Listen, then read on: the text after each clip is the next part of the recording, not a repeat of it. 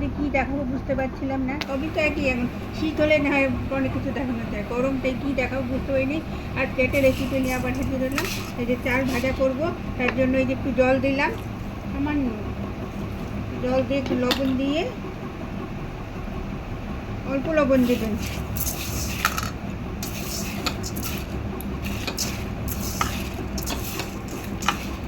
এটা ভালো করে মাখতে হবে, মাখাটাই হলো আসল, কারণ তাহলে একখানে লবণ হবে আর এখানে লবণ হবে না।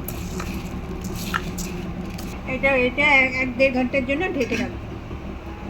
1-1.5 ঘন্টার জন্য ঢাকা রইলো। আর এটা তারপরে আমি বাদ বাকি রেসিপিটা আবার দেখাবো। এই যে বলছিলাম যে আমি 4 ঘন্টা রাখলাম।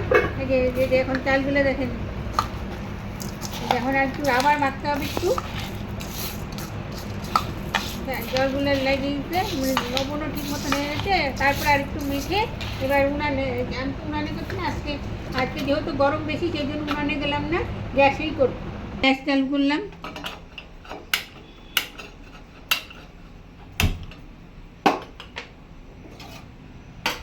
এটা গরম হইতে হবে, একদম একদম গরম হবে।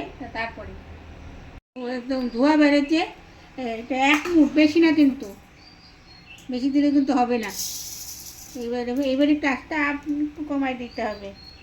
এই যে মিডিয়াম সাইজের থেকেও কম,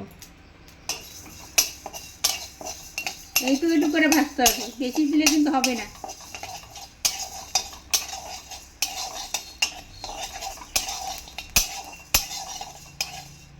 যে এই যে লাল লাল হয়ে গেছে, এখন এটা হয়ে গেছে, এটা নামাবো। আর এটা ভাজতে হবে, করিয়ে দিতে হবে 1 মুঠ করে, বেশি দেওয়া যাবে না, তাহলে দেরি হবে। আমি অল্প অল্প করে ভাজবো, এটা অনেক সময় লাগবে। এটা মুড়ি, এটা এটা হলো সে লঙ্কা, পেঁয়াজ, কাঁচা তেল বা সে আচারের তেল, এগুলো দিয়ে মাখে মেখে খাওয়া যায়, খুব ভালো লাগে।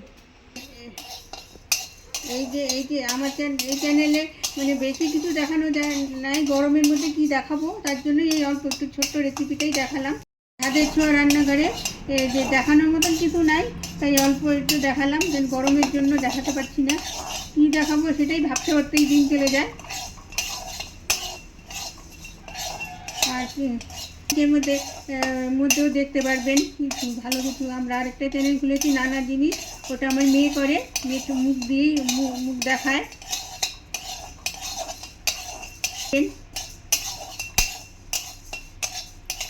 বলে যে আমি বেশিটা দিয়ে সম্পূর্ণ দিয়ে দিলাম।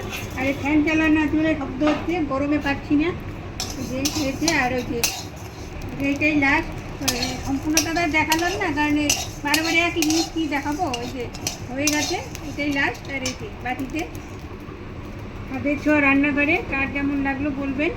হয়ে গেছে, কিন্তু এটা খুঁজতে উঠানো যাবে না, মানে একদম নাচতেই হবে সবসময়, মানে যেখানে যেখানে বসে যাবে সেই জায়গাটাই টিপতে নিচ্ছে, কালো হয়ে চিতা হয়ে যাবে।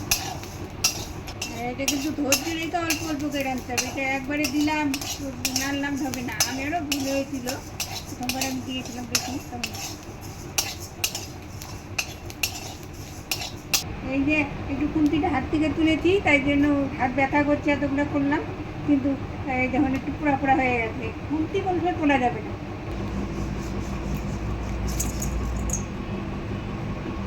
যে চাল ভাজা করলাম, ভালো লাগলো, লাইক কমেন্ট শেয়ার করে জানাবেন। আর কি, ভালো থাকবেন, সুস্থ থাকবেন, গরমে সবাই ভালো থাকুন। আর কি বলবো, এই ছিল আমাদের ছোট্ট চাল ভাজার ভিডিও।